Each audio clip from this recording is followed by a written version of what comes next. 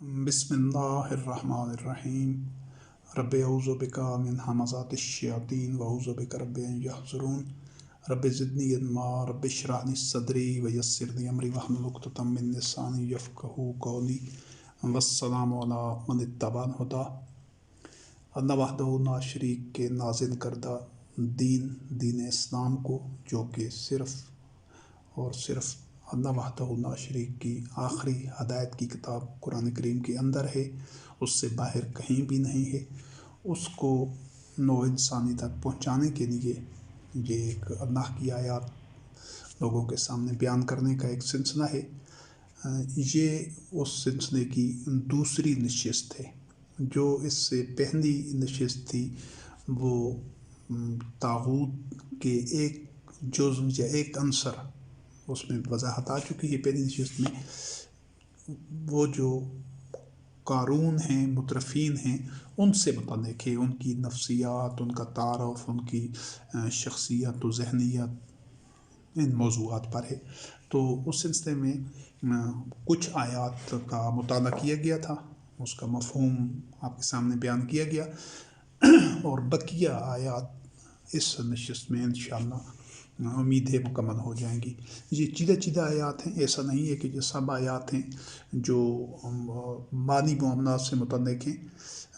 कुरान करीम में और भी मुख्तलिफ़ मकामात पर हवाला जात मौजूद हैं ये बात को समझाने के लिए।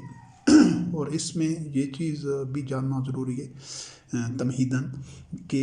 ये इस मौजू के ऊपर यानी कारूनियत और मुतरफ़ीन सरमाएदारों से मुतल्लिक़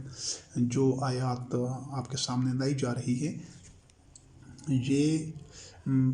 एक कोशा है। ये उन लोगों की माली पॉलिसियाँ, हिकमत अमली या उनकी रविश और उनकी नफ्सियात हैं जो अल्लाह वहदहू ला शरीक की वही का इत्तबा नहीं करते, जो मुजरिम होते हैं, जो मुशरिक होते हैं, जो माली मामलात में ख़ुद मनमानी करते हैं। उन लोगों से मुतल्लिक़ उनके रवैये, तारीख़ी हवाला जात और उनके तरीक़ा वारदात और उनकी जो गठजोड़ है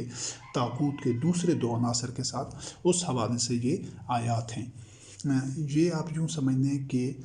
इस मौजू को माली और मुआशी मामलात जो अल्लाह रब्बे करीम ने किताबुल्लाह में बयान किए हैं उसका एक गोशा है। जब इसको समझा जाएगा और उसके बाद जब दूसरा गोशा समझा जाएगा कि जिस मौजू में मोमिनीन की, सालिहीन की, मुत्तकीन की, अल्लाह के मोमिन बंदों की जो इबादुल्लाह होते हैं, जो रब्बुल्लाह के नज़रिया हयात पर ईमान रखते हैं, उसके मुताबिक ज़िंदगी गुजारते हैं, उनकी जो नफ्सियात हैं, उनके रवैये हैं, उनकी शख्सियत है, उनका तर्ज़ ज़िंदगी है और माज़ी में उनसे मुतल्लिक़ जितने भी अल्लाह रब्बे करीम ने वाक़यात बयान किए हैं कुरान करीम में, उनका जब मुताला किया जाएगा, वो जब आपके सामने बयान किए जाएंगे तो फिर आपको पूरी तस्वीर समझ आएगी। अंग्रेज़ी ज़ुबान में इसको जक्सटापोजिशन कहते हैं कि दो हक़ाइक़ को आमने सामने बिलमुकाबिल रख देना। यानी जब तागूत को और उसके रवैयों को समझा जाएगा और उसके मुकाबिल में अल्लाह वहदहू ला शरीक के दीन को और उसके तकाज़ों को और उसकी तालीमात को समझा जाएगा, फिर निखर कर और उबर कर हक़ाइक़ आपके सामने आएंगे। तो इस मौजू की जो आज की नशिस्त है इंशाअल्लाह इसमें उम्मीद है ये मौजू मुकम्मल हो जाएगा कारूनियत और मुतरफ़ीन से मुतल्लिक़। लेकिन ये यूँ समझने कि 50% इसमें जो चीज़ें क्लैरिटी आ जाएगी, वाज़े हो जाएंगी कि बातिन क्या है। फिर इसको जानने के बाद जब आप जानेंगे अल्लाह वहदहू ला शरीक की आयात में से कि हक़ क्या है, अल्लाह रब्बुल इज़्ज़त क्या रहनुमाई देता है माली और मुआशी मामलात में, तो फिर 100% आपके सामने पूरी पिक्चर वाज़े हो जाएगी। माली मामलात से मुतल्लिक़, मुआशी मामलात से, मालियात से मुतल्लिक़। फिर इस तरह इंशाअल्लाह हम दीगर उन्वानात और मौज़ूआत को भी इसी तरह अल्लाह वहदहू ला शरीक की जो आयात हैं उनसे मुतल्लिक़ वो बयान करते रहेंगे मुख्तलिफ़ उन्वानात के हवाले से। और यहाँ ये भी ज़हनी नुक्ता सामने रखिएगा कि दुनिया में پوری انسانی تاریخ میں، ماضی میں اور اب، جتنا بھی بگاڑ ہے، جتنا شر ہے، جتنا فساد ہے، جتنے بھی ظلم ہو رہے ہیں، جتنے آپ کہہ سکتے ہیں کہ نو انسانی جتنی جہالت اور ذلت میں مبتلا ہے، جتنی بے یقینی اور خوف میں مبتلا ہے، اس کا بہت بڑا جو اس کی وجہ ہے وہ یہ معاشی عدم مساوات ہے، یہ جو دولت کا ارتکاز ہے چند ہاتھوں میں، اور بہت بڑی اکثریت کو محروم رکھا جاتا ہے، یہ الامراض ہے معاشرے کے، نو انسانی کے جو امراض ہیں، بیماریاں ہیں، یہ ان کی روٹ ہے، جڑ ہے۔ جس وقت اس مرض کا علاج کر دیا گیا انشاءاللہ العزیز، اور ہم نے الحمدللہ رب العالمین اسی کے سلسلے میں یہ آغاز کیا ہے، خود اپنے آپ سے، اور اس نظام کو جو آپ کے سامنے پیش کیا جائے گا اس کو خود اپنے آپ سے اول المسلمین الحمدللہ رب العالمین بن کر اس کا آغاز کیا ہے، اور جب جو لوگ اس میں شامل ہوتے جائیں گے، جڑتے جائیں گے، تو وہ تمام ظلمات، تاریکیاں، وہ فساد، وہ شر اور وہ محرومیاں اور جہالت جو اس باطن نظام کی وجہ سے نو انسانی کا مقدر ہو گئی ہیں وہ ختم ہوتے جائیں گی، کیونکہ جب معاشی عدم مساوات ہوتی ہے، لوگ محروم ہوتے ہیں، تو اس سے جہالت آتی ہے، لوگوں کا مراد ڈاؤن ہوتا ہے، لوگوں کی صلاحیتیں دب جاتی ہیں، اور یہ ایک وشیس سائیکل ہے، ایک منحوس چکر ہے، اس میں پھر اگلی نسلیں اور بھی زیادہ پسماندگی اور ذلت میں ہوتی ہیں، اور محرومی ہوتی ہیں، احساس کمتری کا شکار ہوتی ہیں، اور جو یہ سمجھ لیں کہ جو یہ دولت کی ظالمانہ اور غیر منصفانہ تقسیم ہے، چند ہاتھوں میں جو ارتکاز دولت کا یہ شیطانی اور باطل نظام ہے، جو مروجہ مذہب بھی جس کی پشت پناہی کر رہا ہے، اور جو سرمایہ دار ہیں، جو دولت پرست ہیں، وہ تو چاہتے یہی ہیں، اور جو حکمران ہیں پوری دنیا کے فرعون، وہ بھی اسی دولت کی ظالمانہ تقسیم کو سپورٹ کر رہے ہیں اور اس کو تحفظ دے رہے ہیں۔ تو اسی دولت کی ظالمانہ تقسیم کو یوں سمجھیں کہ یہ شجر انسانیت کے لیے آکاس بین ہے، جس درخت کے اوپر آکاس بین ہو تو ہر آئے دن گزرتے وقت کے ساتھ وہ درخت خشک سے خشک تر ہوتا جاتا ہے، اور آخر وہ درخت بھی سوکھ جاتا ہے، اس کی نشو و نما رک جاتی ہے، اور وہ بین بھی جو اس کے اوپر چڑھی ہوئی تھی تو وہ بھی آخر میں خشک ہو جاتی ہے۔ تو نتیجہ اس غلط نظام کا یہی نکلنا ہے، اگر اس کو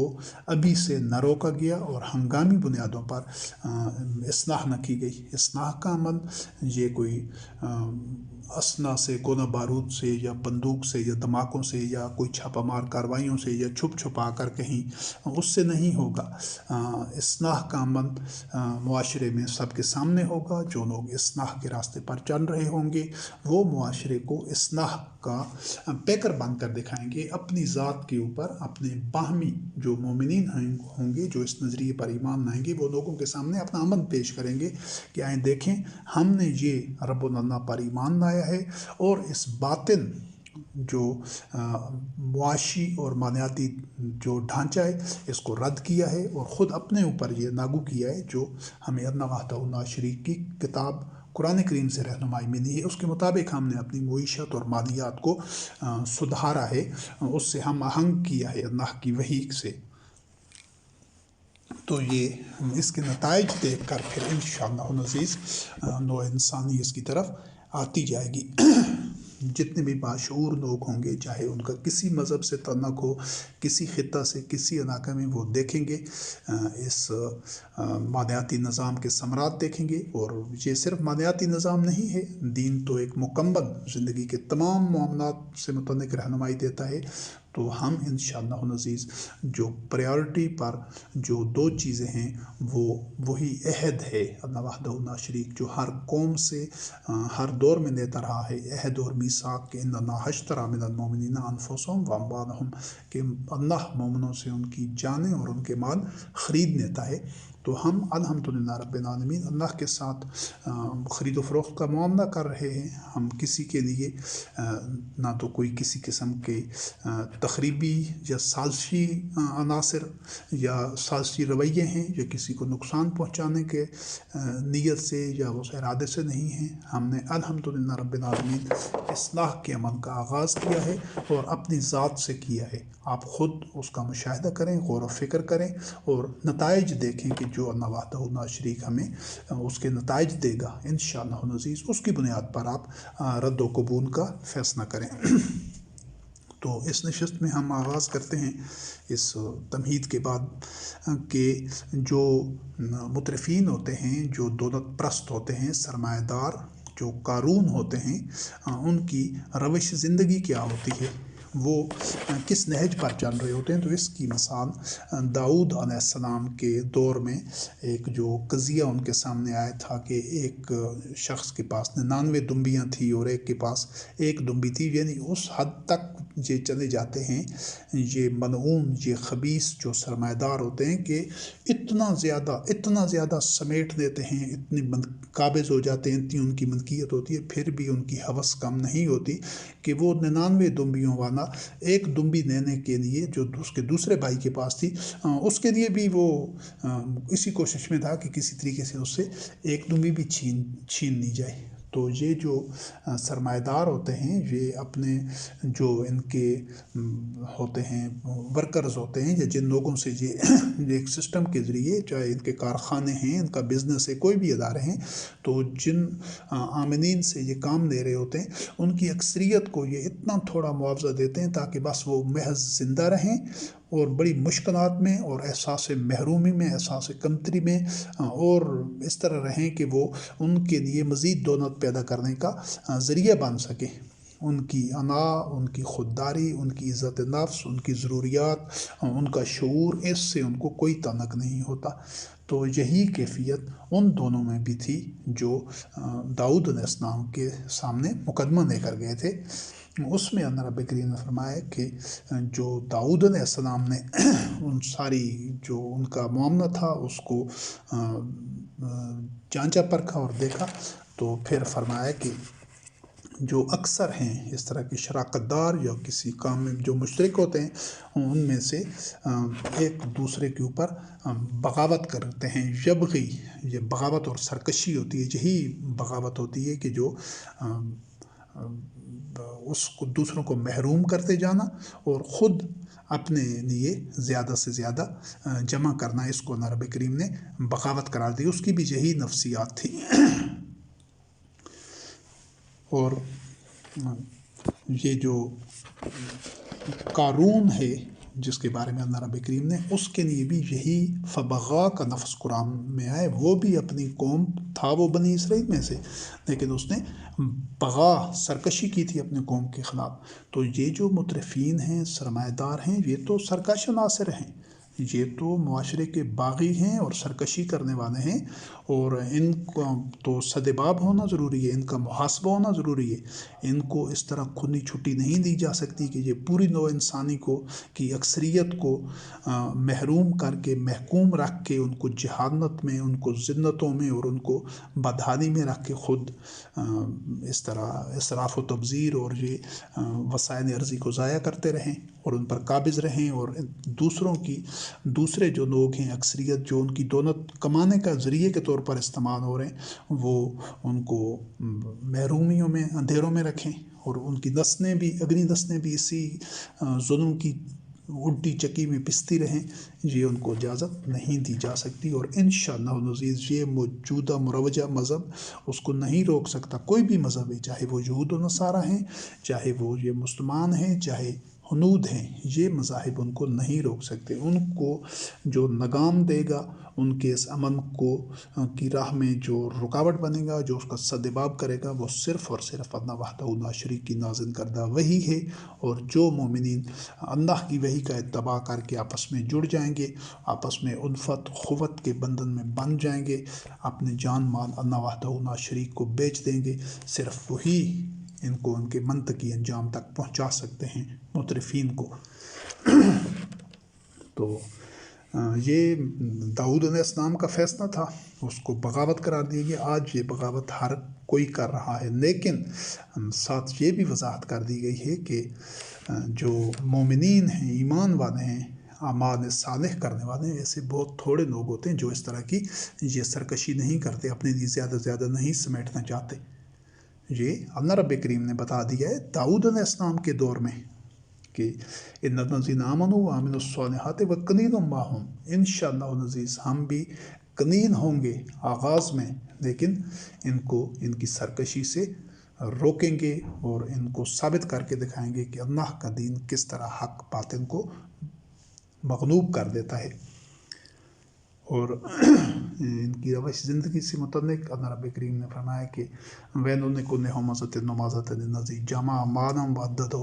کہ یہ زیادہ سے زیادہ مال جمع کرنے کی حوث میں آتے ہیں، گنتے رہتے ہیں کتنا بڑھ گیا ہے، کتنا منافع لگا ہے، اور کتنی انویسٹمنٹ کی ہے، اس سے کتنی آمدن ہوئی ہے۔ یہ سارے یہی ان کی ترجیح ہے۔ دوسرے مرتے ہیں، جیتے ہیں، محروم رہتے ہیں، پستی اور بدحالی میں رہتے ہیں، خوراک سے، علاج سے، ہر چیز سے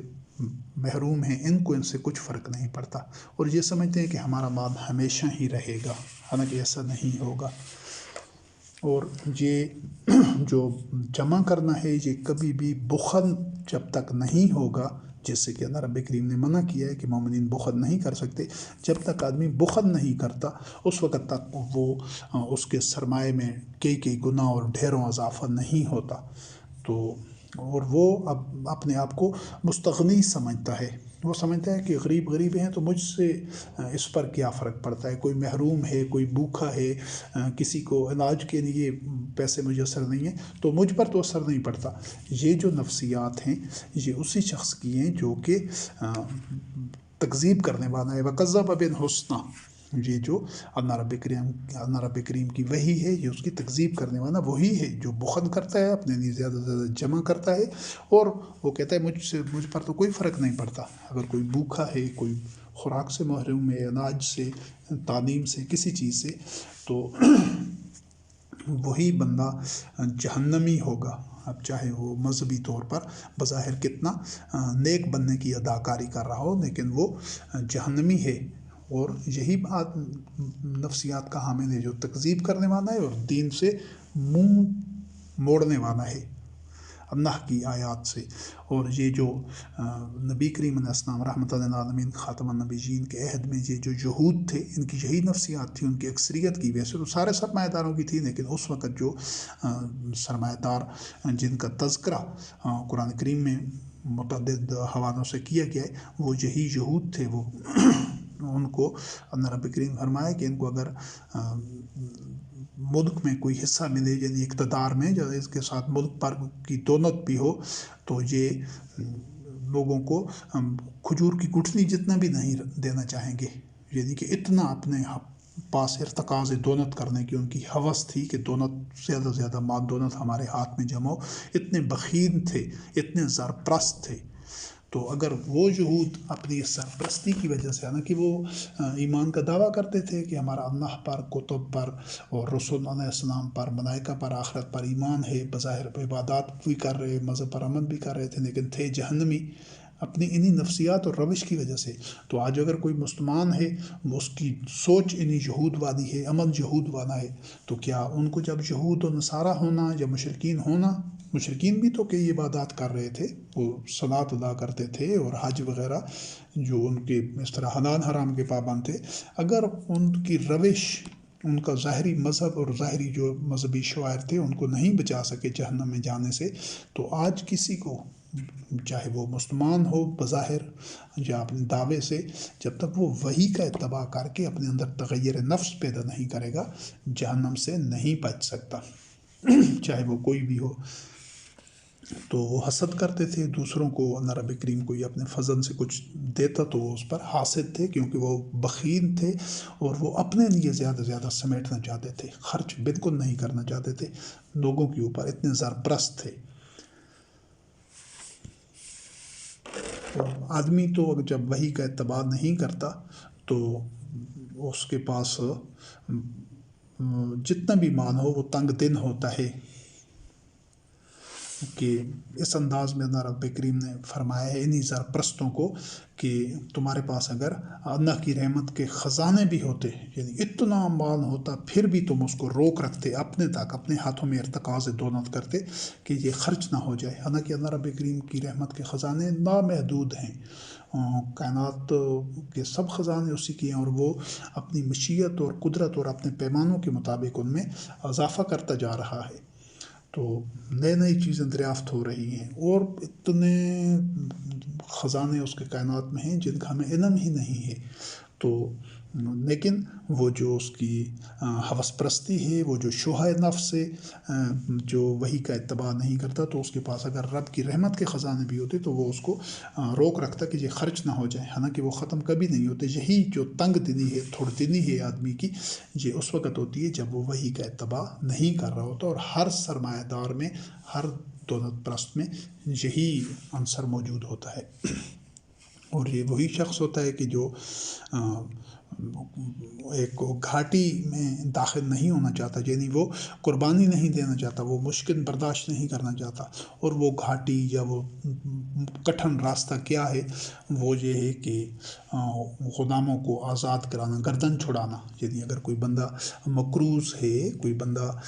ایسی صورتحال میں ہے کہ جو اپنا کچھ رہن رکھ چکا ہے، کسی کی غلامی میں ہے، اور مال ادا کرنے سے اس کی غلامی ختم ہو سکتی ہے، اس کا قرض اتر سکتا ہے، تو یہ ایسے بندے پر خرچ نہیں کرتا، حالانکہ وہ استطاعت رکھتا ہے، لیکن وہ چونکہ شوہ نفس میں مبتلا ہے، وہی کا اتباع نہیں کر رہا، تو وہ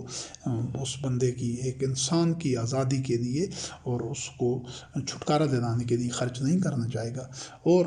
بھوک کے دنوں میں جب کہ لوگوں کے پاس ضروریات ان کی خوراک کی پوری نہیں ہو رہی، تو وہ لوگوں کے طعام میں صرف کھانا پینا نہیں ہوتا، بلکہ تمام انسانی بنیادی ضروریات اس میں شامل ہیں، ان کو یقینی نہیں بناتا، اور جو اس کے یتیم لوگ ہیں، یتیم معاشرے میں بے سہارا لوگوں کو، جن کا کوئی پرسان حال نہیں ہوتا، ان لوگوں کو کہتے ہیں، تو یہ ان کو بھی جو بنیادی ضروریات باہم نہیں پہنچاتا، حالانکہ وہ کر سکتا ہے، اس کے پاس اتنے وسائل اور اتنے ذرائع اور اسباب ہیں، یا جو معاشرے میں رنتے ہوئے کچلے ہوئے مساکین لوگ ہیں، جو کہ کسی وجہ سے کمانے کے قابل نہیں رہے، ان کے پاس وسائل نہیں، یا کسی وجہ سے مواقع نہیں، تو یہ ایسا نہیں کرتا۔ اگر یہ ایسا کرتا، اب اس پر غور کیجیے گے کہ اگر اس نے تو ایسا نہیں کرتا، سرمایہ دار یہی جہنمی ہے، اگر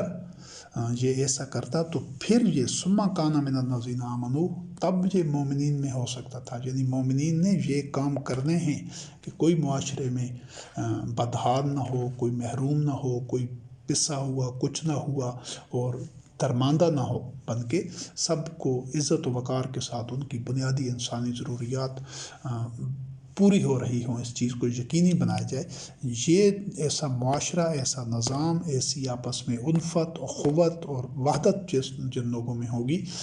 وہ صرف اور صرف وہ مومنین ہوں گے جو اس چیز کو یقینی بنائیں گے، ثم کان من الذین آمنوا، کہ وہ مومنین میں ایسا ہو جاتا، لیکن وہ ایسا نہیں کرتا۔ اب اگلا اس کا جو حصہ ہے اسی موضوع کا، کہ تاریخ کے آئینے میں ہم دیکھتے ہیں اس کو، کہ ان مترفین کا، سرمایہ داروں کا، جو قارون کی نظریاتی اولادین کا، تاریخ کے مختلف ادوار میں ان کے اوپر ایک اللہ کی آیات کی روشنی میں ان پر نگاہ ڈالتے ہیں۔ تو یہ جو مشرکین عرب تھے، نبی کریم، جس کا پہلے بھی اس کا تذکرہ ہو چکا ہے کہ نبی کریم علیہ السلام رحمۃ للعالمین خاتم النبیین کا بھی جو اصل مخالف تھے عرب میں، وہ یہی مترفین، یہی سرمایہ دار تھے، یہی زرپرست، دولت پرست لوگ تھے، جو یہود میں بھی موجود تھے، نصارہ میں بھی، اور مشرکین مکہ میں بھی، اور کفار میں بھی، ان سب کو انہوں نے ایک گٹھ جوڑ تھا یہ سرمایہ داروں کا۔ اور یہ جس وقت نبی کریم علیہ السلام نے ایک وحی پر مبنی مالیاتی ڈھانچہ دیا کہ یہ دونت کا ارتکاز غلط ہے اور اس کو تمام لوگوں کی بنیادی ضروریات پوری کرنے کے لیے اس کو کھلا رکھو، لوگوں کو اس طرح غصب نہ کرو لوگوں کے حقوق، تاکہ کوئی محروم نہ رہے۔ تو یہ جو وحی کا انقلابی پیغام تھا، تو اس سے مترفین کے مفادات پر زد پڑتی تھی۔ تو ان تمام کے تمام وہ جو لوگ تھے جو وحی کا اتباع نہیں کرنا چاہتے تھے، یہی سرغنے مجرمین مترفین سرمایہ دار، تو انہوں نے جواب میں کہا کہ ہم نے تو اپنے باپ دادا کو اسی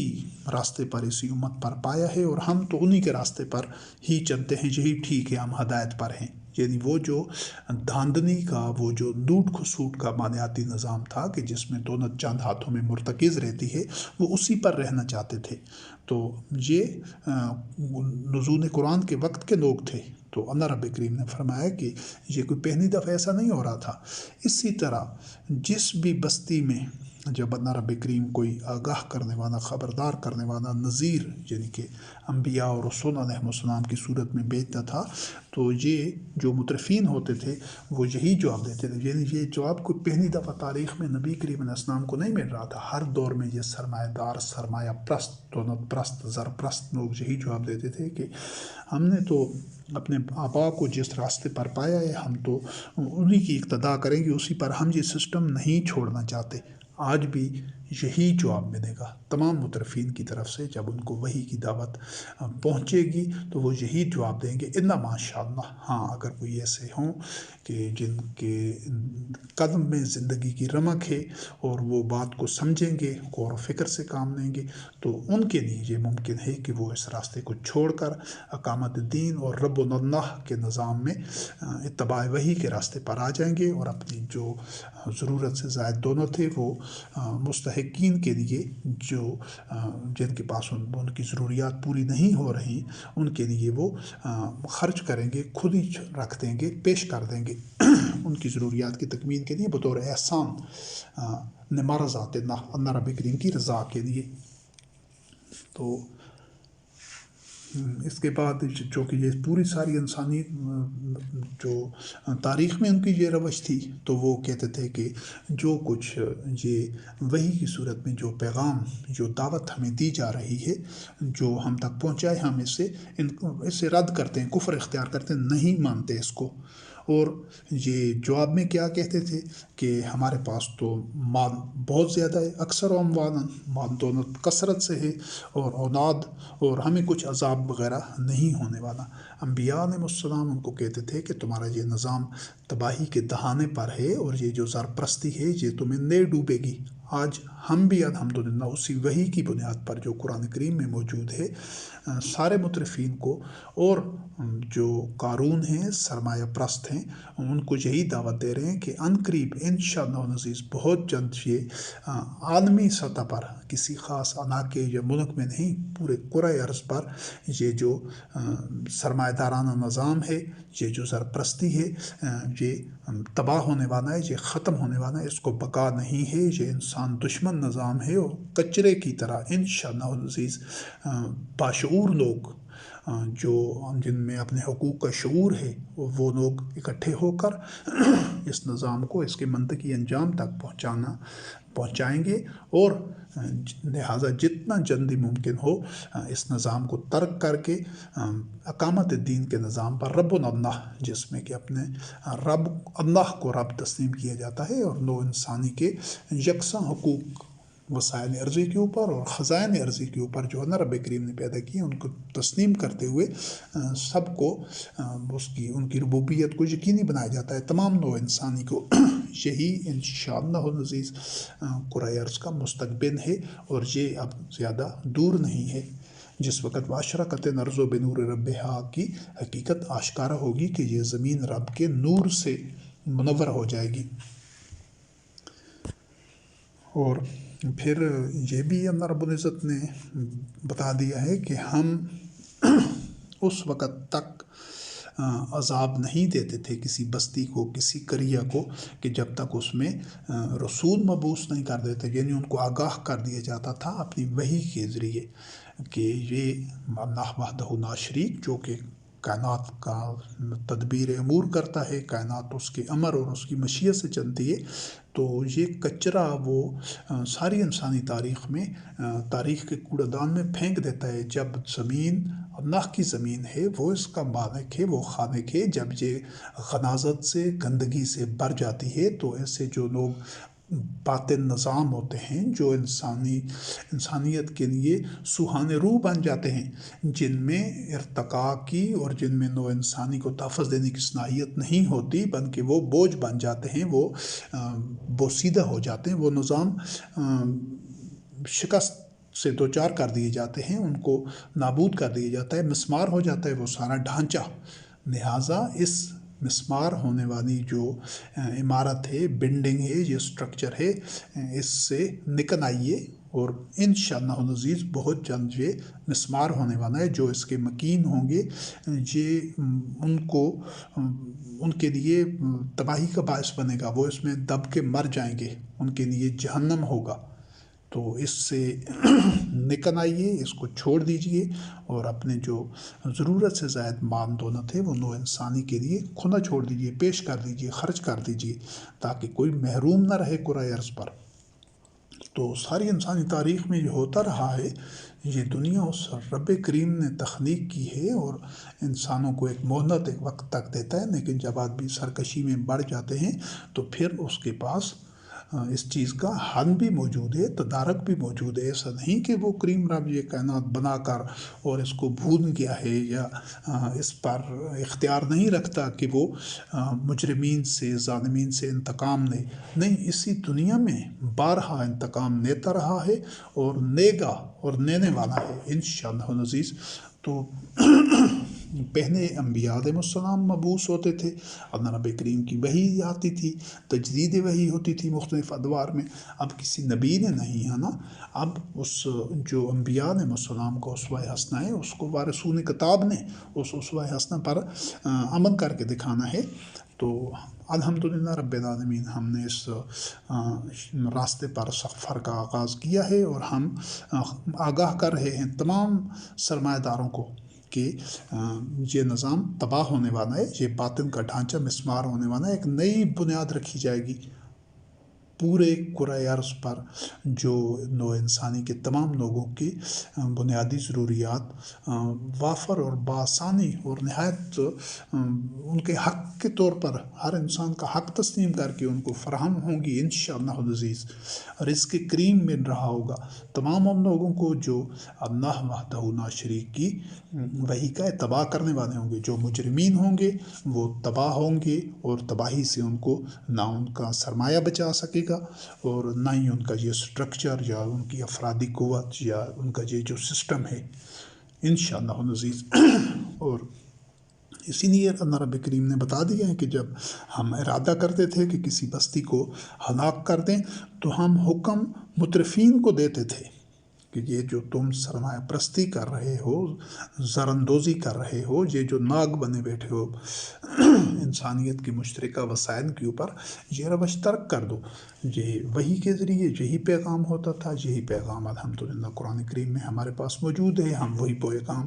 آج دے رہے ہیں، نتائج آج بھی وہی سامنے آئیں گے۔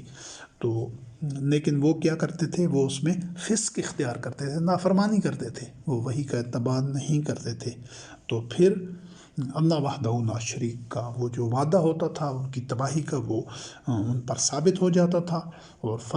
فدمرناہا تدمیرا، ان کو پاش پاش کر دیا جاتا تھا، ٹکڑے ٹکڑے، نابود اور مٹا دیا جاتا تھا، نیست و نابود کر دیا جاتا تھا۔ یہ ہوتا آیا ہے، جب غلاظت اور گندگی اور باطل نظام اور بوسیدہ سٹرکچر رہ جاتا ہے، پھر اس کو جس طرح آج کے دور میں یہ ایکسپلوزیو ڈیمولیشن ہے کہ عمارت کو آن کی آن میں سیکنڈز میں کتنا بڑے بڑے سٹرکچر کو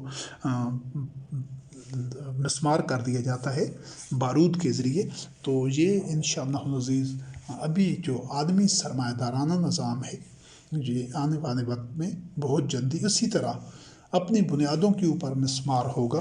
صرف یہ طیب اور خبیث کے علیحدہ ہونے کی دیر ہے۔ تو جتنا جلدی ہو سکے طیبین کے ساتھ شامل ہو جائیں، خبیثوں کی صفوں سے نکل آئیں۔ جو ہی یہ نکھر کر الگ الگ ہو جائیں گے تو پھر خبیث کی نابودی یقینی ہو جائے گی، اور وہ منظر پھر زیادہ دور نہیں ہوگا، وہ مرحلہ۔ اور پھر جب ان پر تباہی آتی ہے، وہ جب محسوس کرتے ہیں کہ اللہ کا عذاب آنے والا ہے، پھر بھاگتے ہیں۔ یہ ہوتے بہت بزدل ہیں، بہت بزدل، بودے اور کمزور ہوتے ہیں۔ وہ پھر فرار اختیار کرنے لگتے ہیں، کسی طرح اپنا بچاؤ چاہتے ہیں۔ پھر ان کو کہا جاتا ہے نہیں، اب بھاگو نہیں، اب بھاگنا نہیں، اب کہیں تمہارے لیے جائے پناہ نہیں ہے،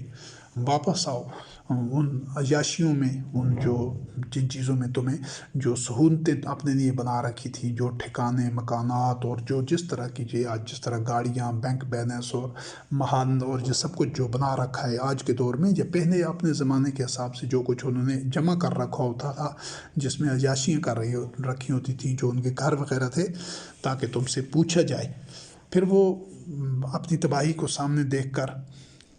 کہتے تھے کہ بے شک ہم ظالم ہی تھے۔ پھر وہ یہ اقرار کر بھی رہے ہوتے تھے، پھر ان کو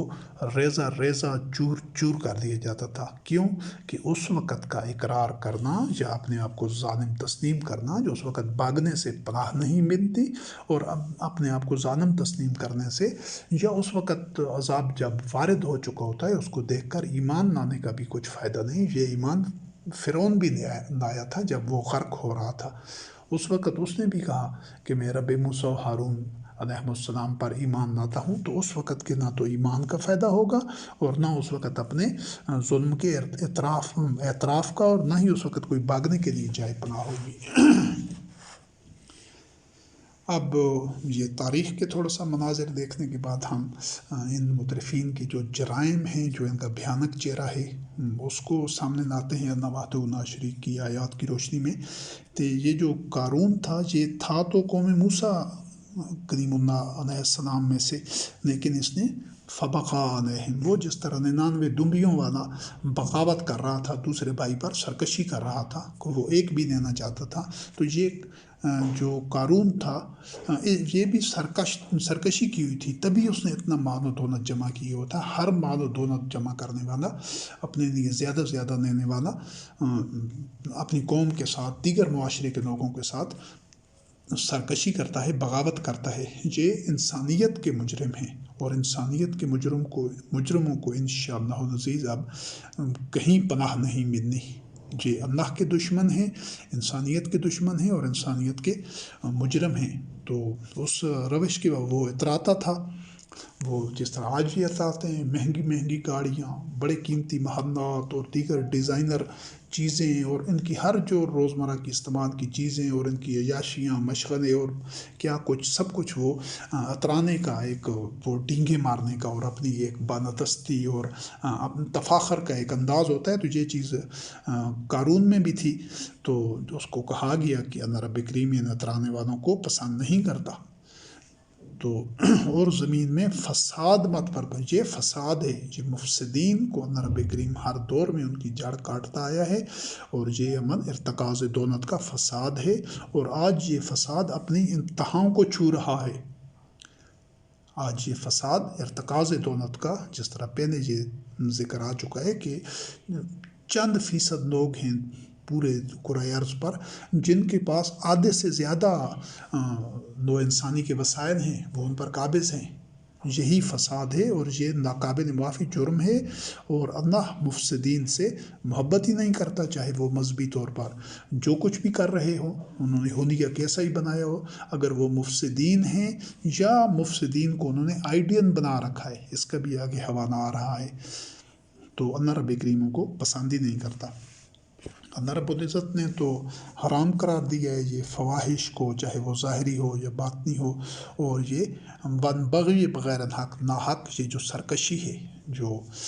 وہ 99 دمبیوں والا بھی وہی بغی ان کا مرتکب تھا، یہ قارون بھی اسی کا مرتکب تھا، اور اس کو اللہ رب کریم نے سرکشی کو، اس بغاوت کو حرام قرار دیا ہے۔ تو یہ جو دولت جمع کرتے ہیں اپنے لیے بے تحاشا، اور نو انسانی کو محروم اور مجبور اور مقہور اور پسا ہوا دیکھنے کے باوجود بھی اس پر خرچ نہیں کرتے، تو یہ فعل حرام کے مرتکب ہوتے ہیں۔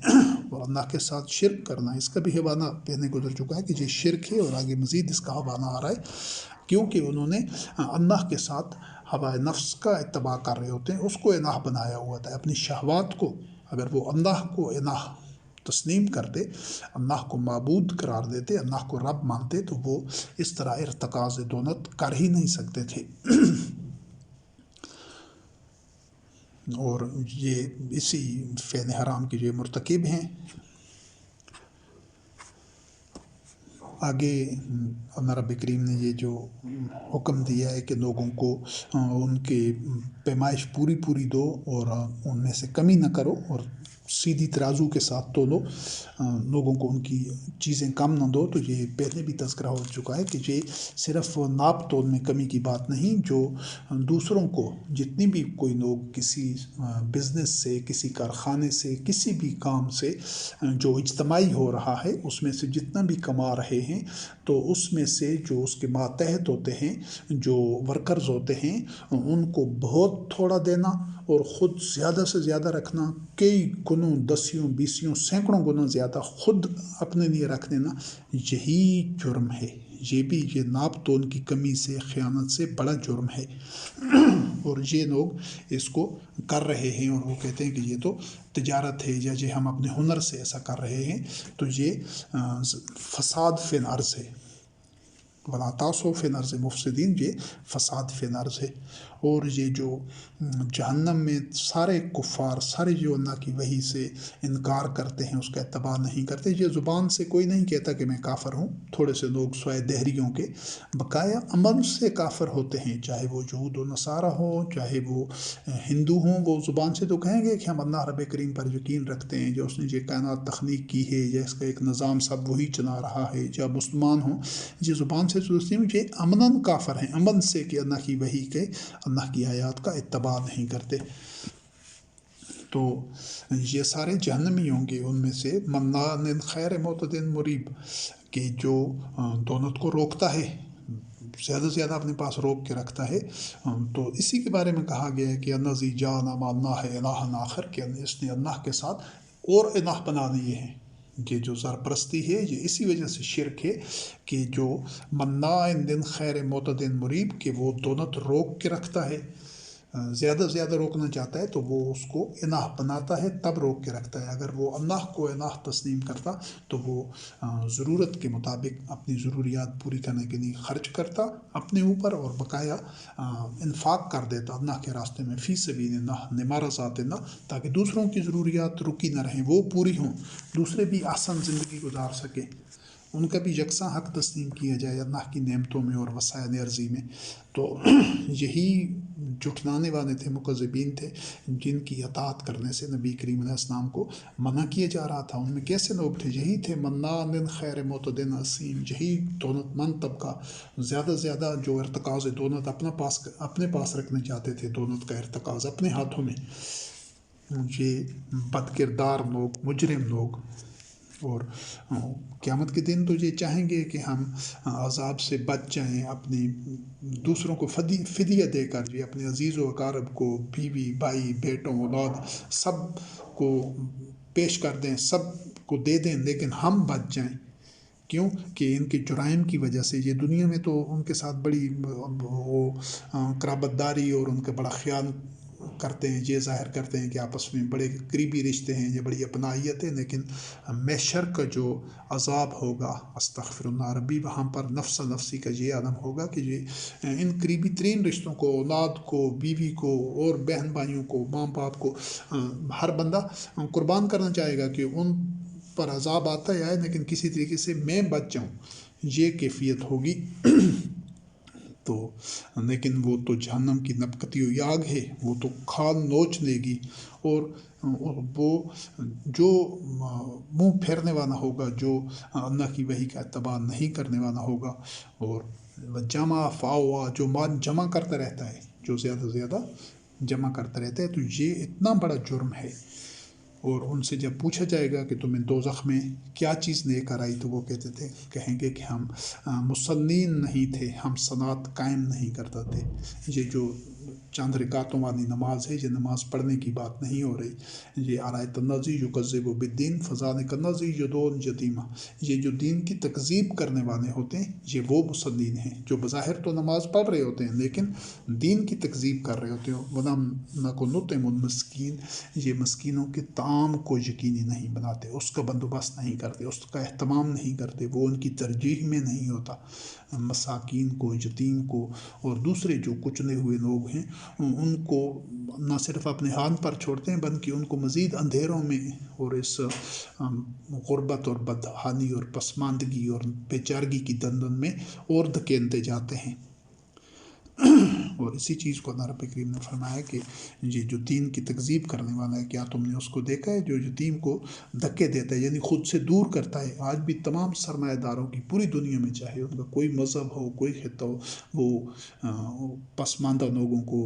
غریبوں کو، محروم لوگوں کو اپنے قریب نہیں پھٹکنے دیتے۔ یہی غریب کو دھکا دینا ہے۔ اور اگر وہ کچھ تھوڑا بہت علامتی طور پر کوئی صدقہ، خیرات، زکوٰۃ یا تھوڑا بہت چیریٹی کی مد میں دیتے ہیں، تو وہ اونٹ کے منہ میں زیرہ ثابت ہوتا ہے۔ وہ اتنا تھوڑا ہوتا ہے، اتنا کہ نمائشی طور پر ہم یراؤن، دکھاوا کرنے والے، چاہے وہ صلاۃ ادا کر رہے ہیں، صلاۃ پڑھ رہے ہیں، تو وہ بھی دکھاوا ہے۔ اور ان کا وہ جو تھوڑا سا لاکھوں کو، ابھی ایک بندہ ہے وہ 97.5 کروڑ روپے کے اوپر ناگ بن کر بیٹھا ہے اور اس میں سے 2.5 کروڑ خرچ کر دیتا ہے، تو یہ محض یہی دکھاوا ہے۔ اور اسی کو اللہ رب کریم نے فرمایا ہے کہ وہ تھوڑا سا خرچ کرتا ہے اور ہاتھ روک لیتا ہے۔ تو اس چیز کو سمجھنا ضروری ہے کہ وہ لوگ وہی ہوتے ہیں جو دین کی تکذیب کرتے ہیں، تو ان کے لیے تو وین ہے، ایسے نمازیوں کے لیے جہنم کی تباہی ہے کہ جو اپنی صلاۃ سے غافل ہیں۔ وہ بظاہر تو صلاۃ پڑھ رہے ہیں لیکن اس کی حقیقت اور معنویت سے غافل ہیں، وہ دکھاوا کرتے ہیں۔ اور جو رزق کے سرچشمے بہتے پانی کی طرح ہونی چاہیے کہ ہر ایک ان سے یکساں طور پر سیراب ہو۔ ابھی چشمے کا پانی، نہر کا پانی بہہ رہا ہے، تو ہر ایک اپنی ضرورت، ایسا تو نہیں کوئی اس نہر کا اپنے گھر کی طرف موڑ دے یا چشمے کو، نہیں، اس اپنی ضرورت پوری کرتا ہے، بقایا سب کے لیے وہ جاری رہتا ہے۔ تو اسی طرح یہ جو رزق کے وسائل ارضی ہیں، وسائل رزق ہیں، جو اللہ کے خزانے ہیں، ان سے سب یکساں استفادہ کریں۔ ایسا نہیں ہے کہ کچھ لوگ ان سے بے پناہ اپنے پاس سمیٹ لیں، ان پر قابض ہو جائیں، ان کے ماحسن کے اوپر، اور اکثریت کو محروم کر دیں۔ تو ان کی جو شخصیت ہوتی ہے، ایسے جو سرمایہ دار ہوتے ہیں، ایسے جو سرپرست ہوتے ہیں، تو ان کی شخصیت بنیادی طور پر دب جاتی ہے، اس کا تزکیہ نہیں ہوتا، کیونکہ پہلے اس کا وضاحت ہو چکی ہے کہ جو نفس کا تزکیہ ہے وہ لینے سے نہیں، دینے سے ہوتا ہے۔ یہ جسم کی نشو و نما کرتے ہیں، جسم کو عیاشیاں، سہولتیں، طرح طرح کی جو آسائشیں ہیں، وہ تو جسم کے لیے، اور طرح طرح کے کھانے، لباس، فاخر لباس اور چیزیں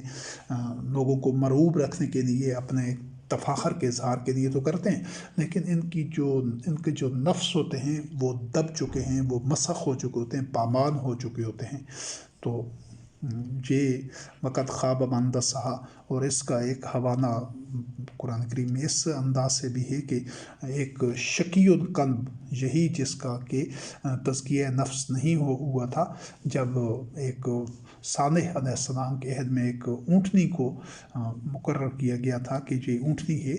اس کا بھی یکساں، اس سے پتہ چل جائے گا کہ تم جو معاشی عدل پر یقین رکھتے ہو، کہ اس کو بھی اللہ کی زمین میں، یہ اللہ کی جو اونٹنی ہے، اس کو بھی چرنے دو، جس طرح تمہارے جانور چراگاہوں میں چرتے ہیں، اس کو بھی چرنے دو۔ لیکن اس نے لیکن جو سرمایہ دار تھے اس دور کے، مترفین تھے، جو قابض تھے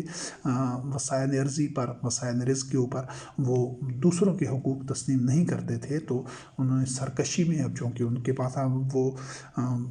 ہر دور میں یہ مالدار لوگوں کے ساتھ بہت سارے لوگ جمع ہوتے ہیں، یہ لالچی اور ان کے خوش آمدی اور ان سے مفاد حاصل کرنے کے لیے جو ان سے مرعوب ہوتے ہیں، تو اسی وجہ سے وہ طاقت میں ہوتے ہیں۔ اس زمانے میں چونکہ وہ اپنے دور میں اس طرح کوئی حکومتی نظام یا اس طرح کا سلسلہ نہیں تھا، تو ان میں جو ایک سرکش تھا کہ جس نے اس سب کی ایما پر اس نظام کا نمائندہ بن کر اس نے اس اونٹنی کو قتل کر دیا۔ تو فَكَذَّبُوهُ فَعَقَرُوهَا، انہوں نے بھی تکذیب کی۔ یہ جو سب کا یکساں حق تسلیم نہیں کرتے، یہی تکذیب کرنے والے، اور جو مال جمع کرتا ہے اور اس کو گنتا رہتا ہے، تو وہی اللہ کی بڑکائی ہوئی آگ میں جھونکا جائے گا۔ یہ آگ دنیا میں بھی ان کے قلوب میں لگی ہوتی ہے، پاگند بنے ہوئے ہوتے ہیں زیادہ سے زیادہ ہوس کے لیے، زیادہ سے زیادہ سمیٹنے کے لیے، جس طرح کوئی پاگند پان کی حد تک یہ جا چکے ہوتے ہیں۔ اور آخرت میں بھی وہی آگ ہوگی جو دنیا میں ان کے قلوب کے اندر لگی ہوئی ہے، اطمینان قلب ان کو نہیں ہوتا حاصل، تو آخرت میں یہی آگ آشکارا ہو کر ہمیشہ ہمیشہ کے لیے وہ اس میں جلتے رہیں گے۔ یہ اس چیز کی بار بار وضاحت کی ضروری نہیں کہ یہ ایسا نہیں کہ وہ اگر اس کے اوپر لیبل مسلمان کا لگا ہوا ہے تو وہ آگ اس کو نہیں جلائے گی۔ آگ اعمال کے نتیجے میں جلاتی ہے، ناموں کا اس میں کوئی عمل دخل نہیں ہے کہ اس کو یہودی کہتے ہیں، جو اس کو ہندو کہتے ہیں، یا اس کو عیسائی کہتے ہیں، یا مسلمان کہتے ہیں۔ اعمال کو دیکھنا ہے کہ وحی نے کیا اعمال بتائے ہیں، کہ کیا نفسیات، کیا روش، کیا اعمال کرنے ہیں، کیا نفسیات اپنانی ہیں اور کیا نہیں کرنے۔ نتائج ان کی بنیاد پر قوموں کو ملتے ہیں، زبانی دعویٰ سے یا زبانی اقرار سے نتائج نہیں پیدا ہوتے، نہ نتائج بدلتے ہیں۔ تو ان کی یہ شخصیت ہوتی ہے۔ اور اس میں ابھی ایک جو عوام الناس کے لیے یہ تذکرہ تو سارا جو مترفین کا تھا، اور آگے بھی آیات انہی سے متعلق ہیں، لیکن ایک چیز ہے جو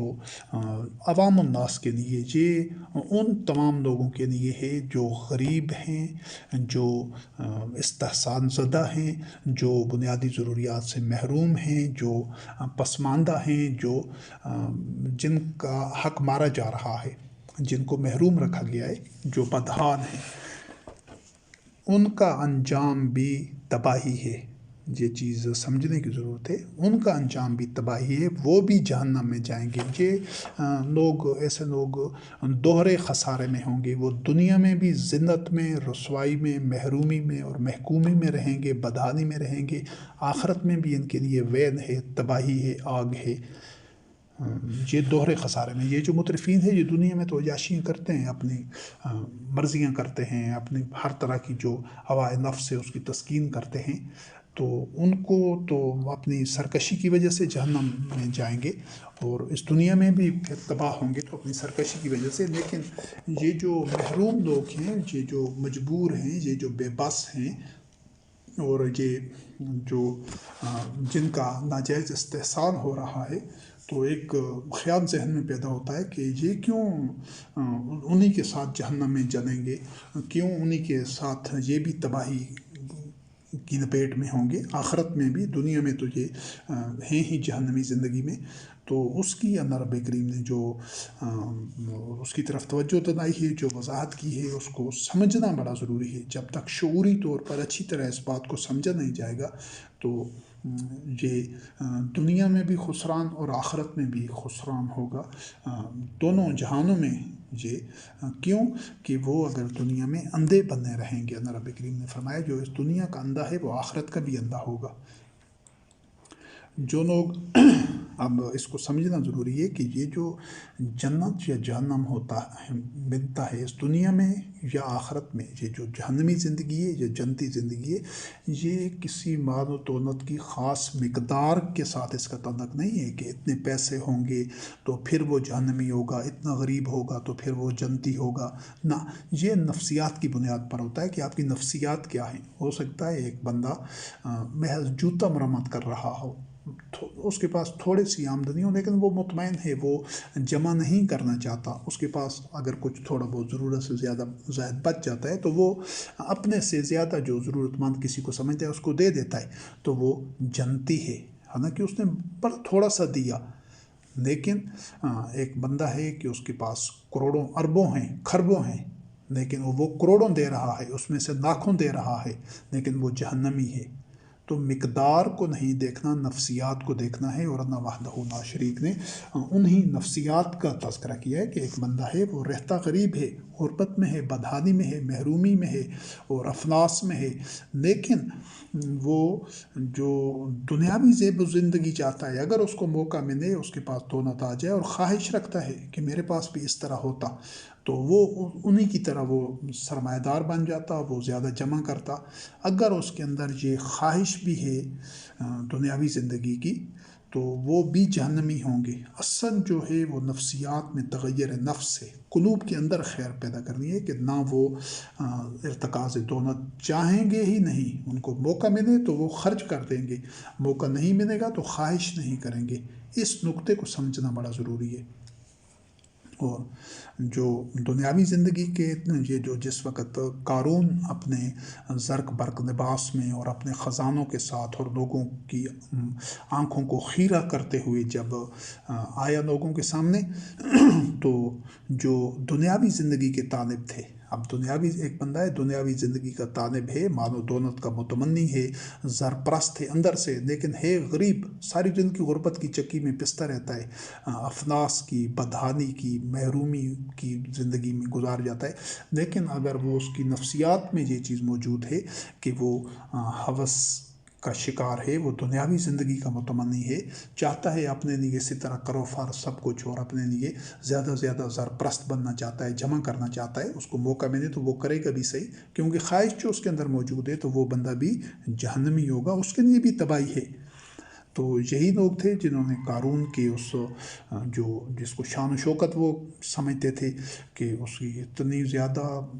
وہ ٹھاٹ پاٹ دیکھ کر مال دولت، تو انہوں نے کہا کہ کاش ہمیں بھی اسی طرح ملتا جس طرح قارون کو دیا. یہ تو بڑا خوش قسمت ہے، بڑا نصیب والا ہے، بڑا نصیب کا دھنی ہے. آج تمام پوری دنیا میں الا ماشاء اللہ شاید کوئی چند لوگ ایسے ہوں ہزاروں لاکھوں میں کہ جو یہ تمنا نہ رکھتے ہوں، ورنہ اکثریت غریبوں کی انہی نفسیات کی حامل ہے، اور یہ نفسیات تباہی کے گڑھے میں گرانے والی ہیں. یہ نفسیات جہنمیوں کی ہیں، چاہے وہ غریب بھی ہوں وہ جہنمی ہوں گے، اور اس دنیا میں بھی وہ کبھی اطمینان قلب، ایثار، الفت اور اخوت کی زندگی اور سے بہرمان نہیں ہو سکتے. یہ قلب سے یہ خواہش ختم کرنی ہوگی. تو جب ان لوگوں نے اس کی وہ آنکھیں پٹی کی کھلی رہ گئیں اور ان کے منہ سے راڑ ٹپکنے لگی، ان کو اس چیز کا شعور ہی نہیں تھا کہ ہم بظاہر تو خواہش کر رہے ہیں لیکن یہ کتنا بڑا جرم ہے کہ اس کو وہ فرعون جو قارون وہ انسانیت کا دشمن تھا، اللہ کا دشمن تھا اور غاصب تھا، اور لوگوں کو اندھیروں میں دھکیلنے والا، لوگوں کو محرومیوں کی دندن میں دھکیلنے والا، اس بندے کو وہ بڑا نصیب کا دھنی اور بڑا خوش قسمت اور بڑا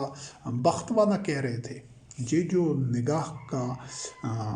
ٹیڑھا پن ہے، یہ جو زاویہ فکر ہے، یہ گمراہی ہے کہ حقیقت میں تو وہ اس سے برات اختیار کرتے، اس سے نفرت کرتے، اس سے کفر اختیار کرتے، اس جیسا نہ بننا چاہتے اور اس کو رد کرتے اور اس کو ٹھکراتے. تو یہ دین جو چاہتا ہے یہ نفسیات چاہتا ہے، لیکن وہ ان کے بھی وہ آنکھیں خیرہ ہو گئی تھی اس کا مال دولت دے کر، اس سے نفرت کرنے کی بجائے اس کو بڑا نصیب کا دھنی اور بڑا بخت والا اور قسمت والا اور بڑا اچھا قرار دے رہے تھے، اور خود اس جیسا بننے کی کوشش کر رہے تھے، چاہتے تھے. کوشش کرنے سے مراد ہے وہ خواہش رکھتے تھے کہ ہم بھی اس جیسے بن جائیں. تو اس دور میں جو علم والے لوگ تھے. اب یہ جو علم ہے یہ کوئی دنیاوی علم نہیں تھا، جن کو وحی کا علم تھا، جو علم والے لوگ تھے، تو انہوں نے وحی کی روشنی میں اللہ رب کریم نے ان کو علم والے قرار دیا ہے. تو علم والے انہوں نے کہا ہے کہ وینکم، تمہارے نہیں تو وین ہے، تباہی ہے. یہ صرف وہ کسی کے ساتھ یہ جو عام لوگ تھے محروم، یہ کسی کا حق نہیں مار رہے تھے، کسی کو لوٹ نہیں رہے تھے، کسی کو محروم نہیں کر رہے تھے، کوئی ایسا جرم نہیں کر رہے تھے. یہ تو خود مظلوم تھے، لیکن مظلوم ہوتے ہوئے بھی تباہی کے راستے پر تھے کہ وہ قارون کو آئیڈین بنائے ہوئے تھے. تو یہ چیز بڑی اہم ہے، بڑی بنیادی ہے کہ اپنے ساتھ اتنا ظلم نہ کریں کہ ایک تو دنیا میں محروم ہیں اور مجبور ہیں اور افلاس کا شکار ہیں، اور دوسرا آخرت بھی اپنی تباہ کر رہے ہیں. تو اس چیز کا خصوصاً جو لوگ ان کے لیے کہ جو مفلوق الحال ہیں، محروم ہیں، جو استحصال زدہ ہیں، جو مجبور ہیں، پسے ہوئے ہیں، بے بس ہیں، کچھ نہیں کر سکتے، تو انہوں کو پہلا کام یہی کرنا ہے کہ اگر وہ اللہ کی وحی کا اتباع کرتے ہیں، رب اللہ پر ایمان رکھتے ہیں، تو اپنے قلب سے اس خواہش کو محو کرنا ہے، مٹانا ہے، کچل دینا ہے، رد کرنا ہے، نکال دینا ہے کہ یہ کوئی جو دھن دولت والے لوگ ہیں، یہ سرمایہ دار ہیں، یہ کوئی اچھے لوگ ہیں، بڑے نصیب والے ہیں، بڑے بخت والے ہیں بن کے نہیں. اپنا زاویہ فکر درست کرنا ہے کہ یہ اللہ کے دشمن ہیں، یہ انسانیت کے دشمن ہیں، یہ غاصب ہیں، یہ ملعون ہیں، اور ان سے نفرت اختیار کرنی ہے، ان سے برات اختیار کرنی ہے، اور کبھی ان جیسا بننے کی سوچ نہیں رکھنی. اس کو قلب کی گہرائیوں سے، فکر سے اس سوچ کو، اس خواہش کو مٹا دینا ہے. تب اللہ رب کریم تمہاری حالت بدلے گا، تمہارے قلوب میں خیر پیدا ہوگی. جب تک تمہارے قلوب میں یہ شر موجود ہے کہ اللہ کے دشمنوں کو تم ان کو آئیڈینائز کر رہے ہو، ان کو اپنا آئیڈین بنا رہے ہو اور ان جیسا بننے کی کوشش کر رہے ہو، تو یہ جرم بذات خود ناقابل معافی ہے.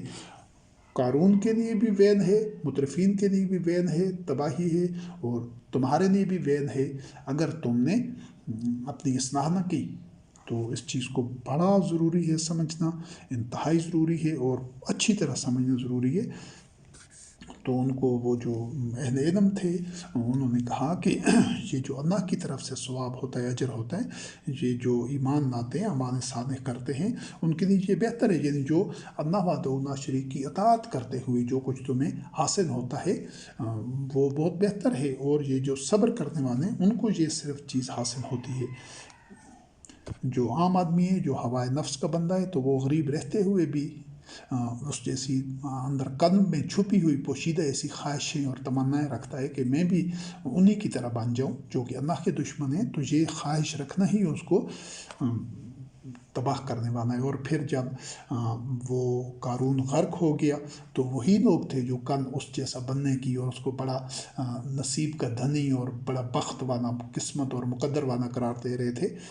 تو وہ اس کے غرق ہونے کو دیکھ کر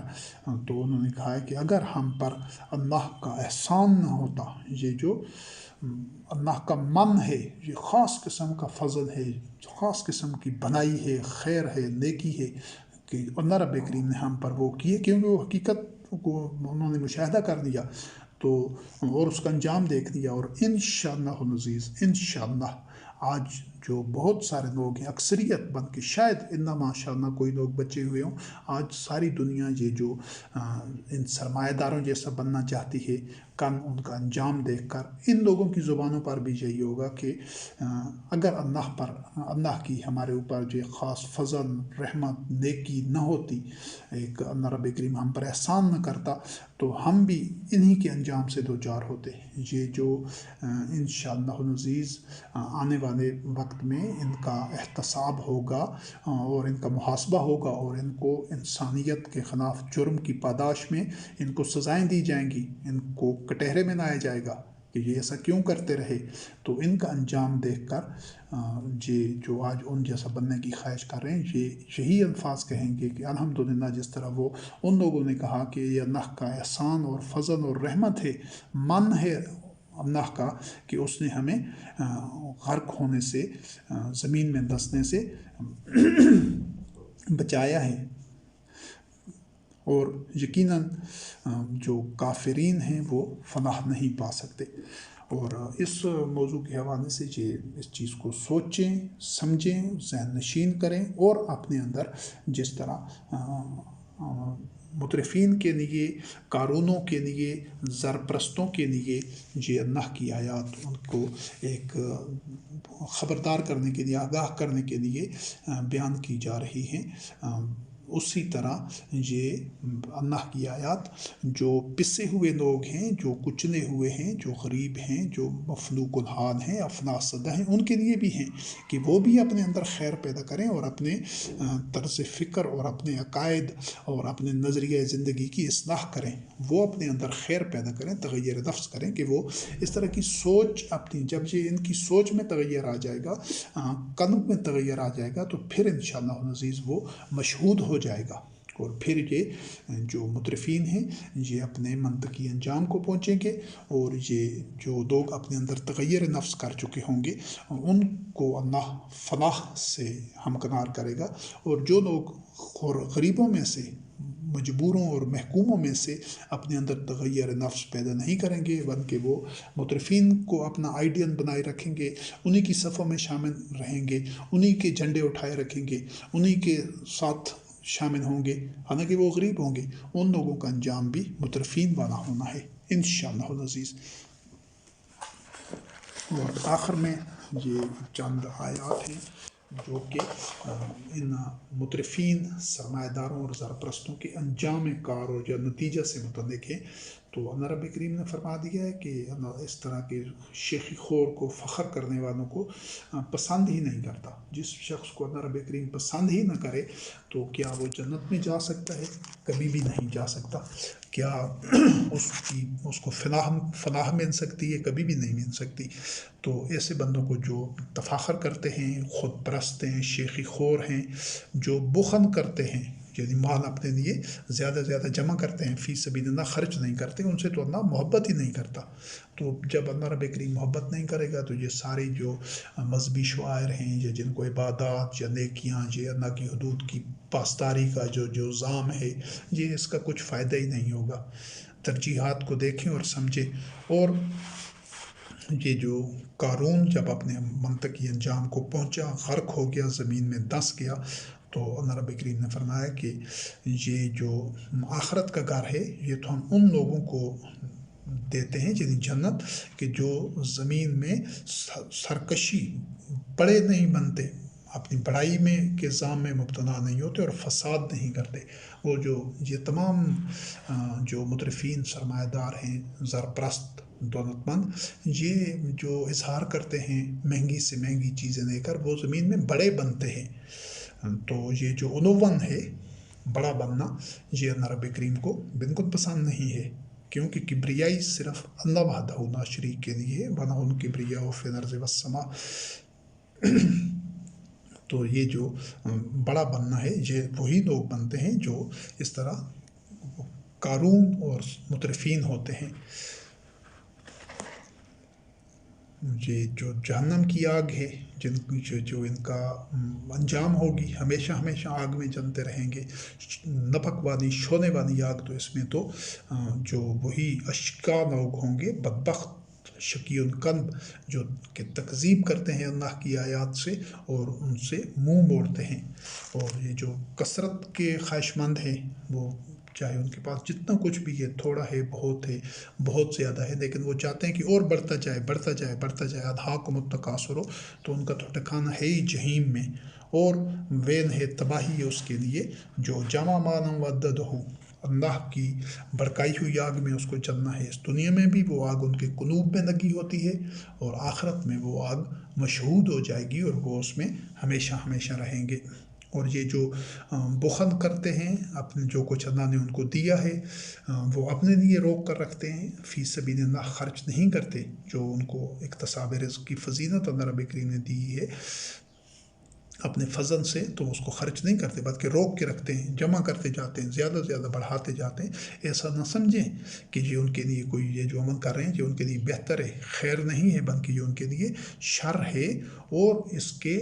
توق پہنا کر ان کے گلے میں ڈالے جائیں گے۔ جو بخل کرتے ہیں قیامت کے دن، اور یہ جو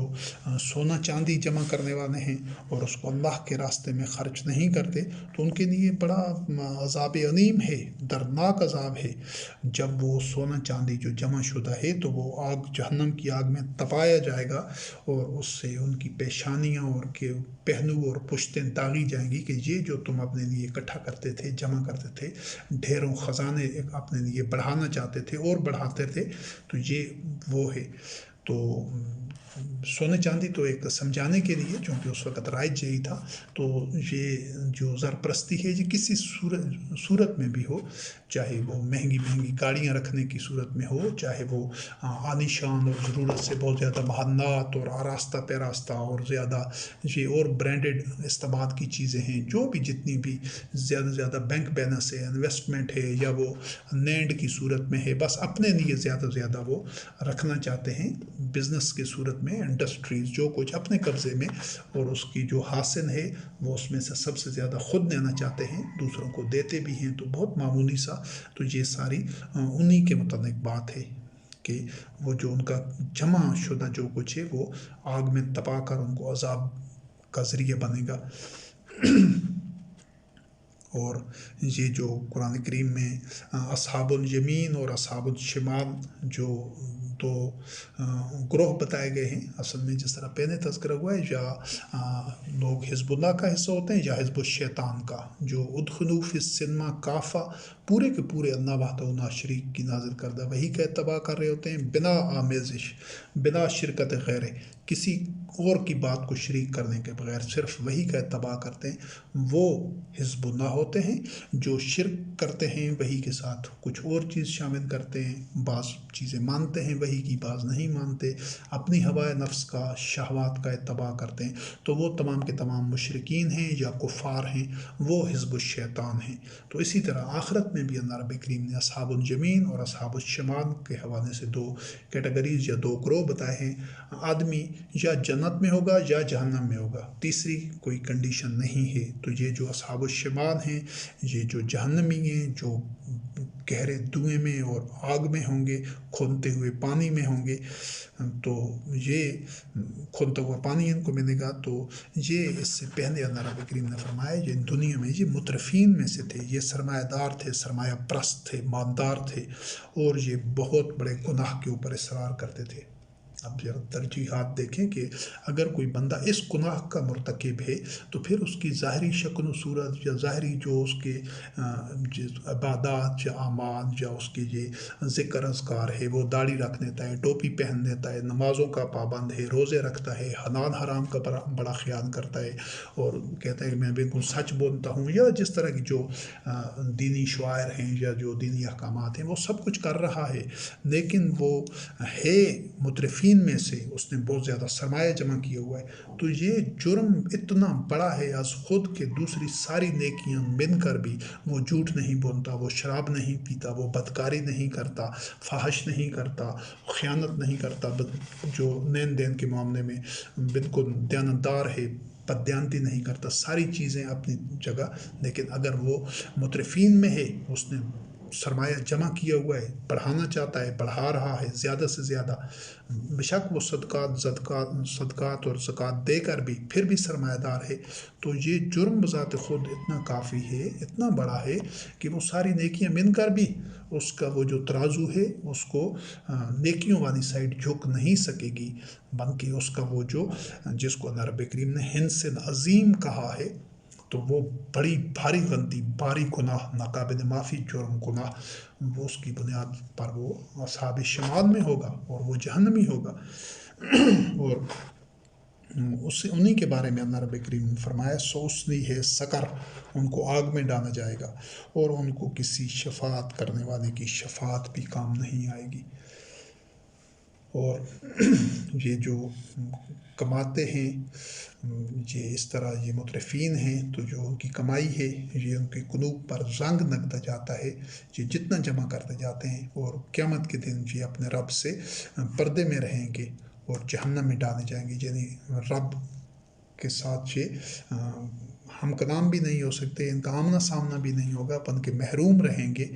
ان کے اس جرم کی وجہ سے۔ اور آخر میں جو حوالہ ہے وہ پہلے بھی اس کا تذکرہ ہو چکا ہے کہ پورے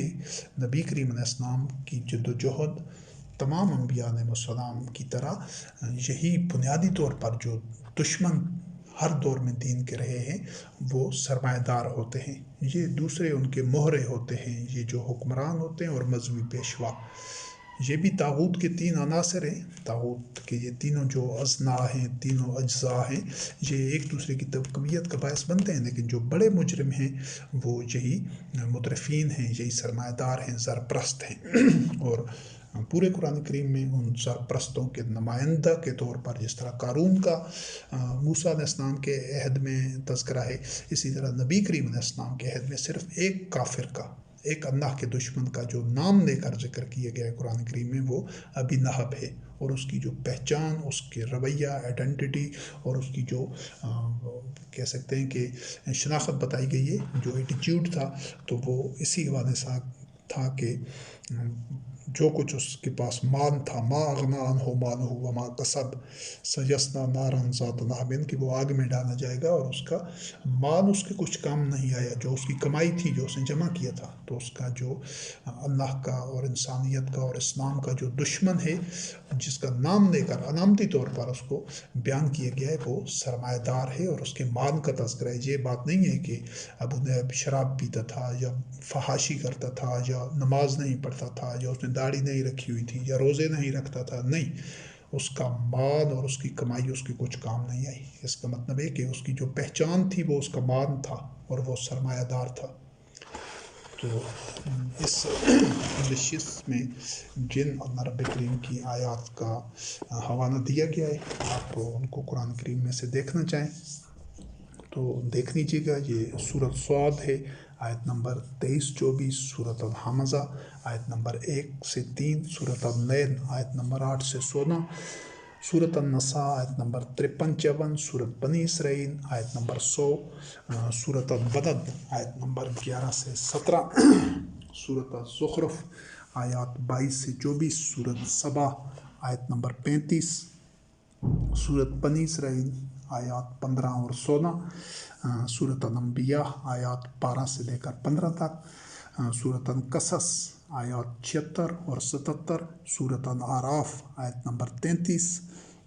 سورۃ الشعراء آیت نمبر 181 سے 183 تک، سورۃ قاف آیت نمبر 24 تا 26، سورۃ القلم آیت نمبر 8 سے 13، سورۃ المعارج آیت نمبر 11 سے 18، سورۃ المدثر آیت نمبر 42 سے 44، سورۃ الماعون آیت نمبر 1 سے 7، سورۃ الشمس آیت نمبر 10 سے 14، سورۃ الحمزہ آیت نمبر 2 سے 7 تک، سورۃ القصص آیت نمبر 89 سے 82 تک، سورۃ الحدید آیت نمبر 23 سے 24،